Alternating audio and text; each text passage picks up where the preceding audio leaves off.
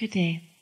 When you talked about instinct, I love that so much because I have such a affinity for animals and nature, and I see them as alignment, that they're always in the receptive mode. So I wear a lot of animal print because it just makes me happy.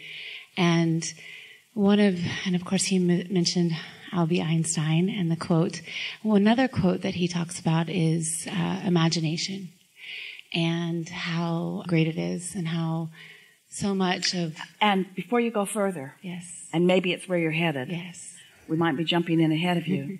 Imagination is the receiving mode. Yes. And humans don't get that. Right. They think that they conjure their imagination. You don't. Yeah. You receive it. I know. It's so good.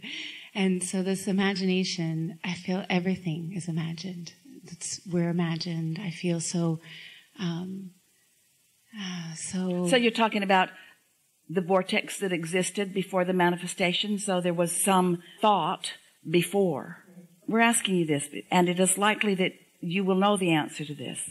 So when we talk about this vortex, you know what you don't want, you know what you do want, and you've thrown over this lifetime and many before, many things into this vortex, this vibrational reality. And law of attraction has been gathering the cooperative components. So the cooperative components have been already gathered, and they are more than the individual pieces, because they're playing off of one another. When you think a thought, the thought thinks. So now this mix of creation has taken place, and your inner being is there with all of it, understanding it. This is an important, we haven't talked like this good. before. I can feel it's coming. So your inner being is with all of your cooperative components. Your inner being is focusing upon these cooperative components. Your inner being is the point of attraction for these cooperative components. So your individual asks, your individual desires have actually become more than you can in any moment comprehend. But you're ready for some of it. And so whatever, through meditation, as you quiet your mind, whatever you're ready for, that's when your inner being, who knows what you're ready for, begins to offer a presentation of thought that you are ready for. Isn't it lovely to know the cooperative and the co-creative partner that you're dancing with? That should ring your bells in a big way to know. Now, does it make you feel like a puppet on a string? Shouldn't, because everything in there you put there. Everything in there you sifted and sorted from life.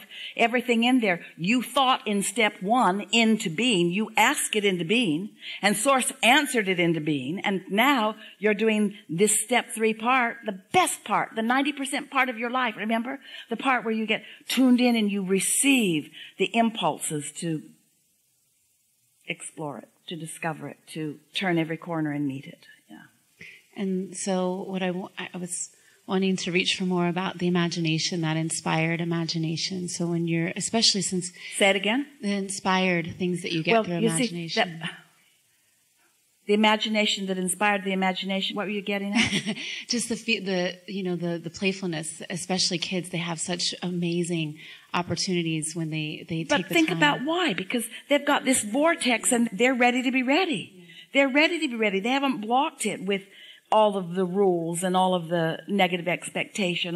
It doesn't matter, that stuff. Yeah. Yeah. And so imagination, it's that inspired idea. And so for me, when I'm meditating, I love just getting into that detached feeling. Well, let's say it better. Imagination is not only an inspired idea. That goes without saying. It's in the vortex. It's a received idea. Because you're the one that allows the imagery. Because you're the one that's got the projector in your head. It's in there, but it cannot come out and be part of your world without your cooperation. Being receptive to it. Being in the Did vicinity. you get that? Yeah, that's so good. How are you feeling about this conversation? The reason that we want to know is because we are way out there on the leading edge. And if you're grasping this, in other words, turning thoughts to things is a pretty interesting conversation to have in a physical world. A world that's used to just sorting and sifting beads and putting them into piles and judging which pile's the best and which pile's the most value and which pile's the prettiest. In other words, when you realize the possibilities,